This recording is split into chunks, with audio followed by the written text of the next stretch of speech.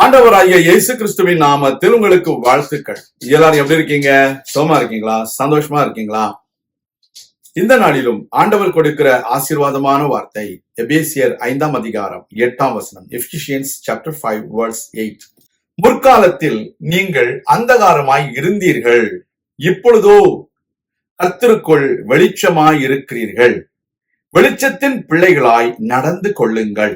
அருமையான பிள்ளைகளே, ஒரு மனுஷனுடைய வாழ்க்கையில முந்தின காலம் பிந்தின காலம் என்று ஒன்று இருக்கிறது. கிறிஸ்துவுக்கு முன், கிறிஸ்துவுக்கு பின். கிறிஸ்துவுக்கு முன் நாம் அந்தகாரமாயிருந்தோம்.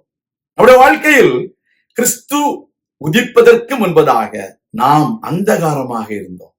இப்பொழுதோ கிறிஸ்து என்கிறதான பேரொளி நம்ம வாழ்க்கையில் உதித்த பொழுதோ நாம் வெளிச்சமாக இருக்கிறோம். இந்த வாழ்க்கை தான் உண்மை. Dear children of God, in everyone's life there are two phases. One is before Christ. The other phase is after Christ.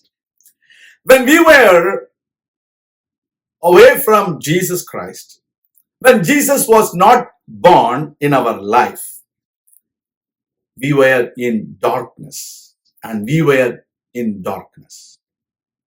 But now we are in light because Jesus is the light of the world who is in our life. The people around you should understand the difference between the life before Christ and the life after Christ. We need to show the world that we are all children of light. We need to walk as the children of light.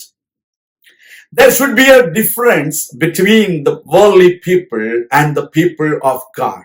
There should be a difference between the people, those who are following the worldly rules, and the people, those who are following godly rules.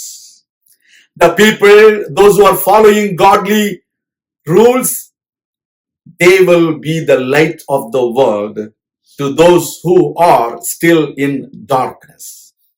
அதுவே பிள்ளைகளே, தேவனுடைய வார்த்தையின் அடிப்படையில் நம்முடைய வாழ்க்கையை அமைத்துக் கொள்வோமே என்றால் நாம் இருளில் இருக்கிற ஜனங்களுக்கு வெளிச்சமாக இருக்கிறோம். நாம் வெளிச்சத்தின் பிள்ளைகளாக நடந்து கொள்ள வேண்டும்.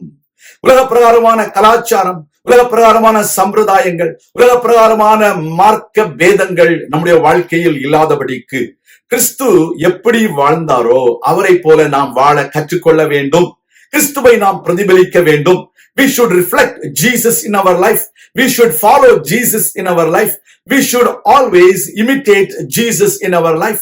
But there are people, those who call themselves as Christians, they are following the worldly people and they are following worldly rules and regulations and they are imitating the worldly models in their life.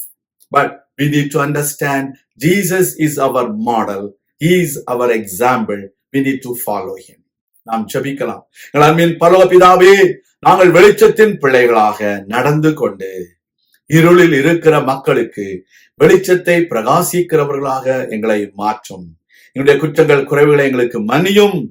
நாங்கள் முன்பு அந்தகாரமாய் இருந்தோம், இப்பொழுதோ நாங்கள் வெளிச்சத்தில் இருக்கிறோம், வெளிச்சத்தின் பிள்ளைகளாக இருக்கிறோம்.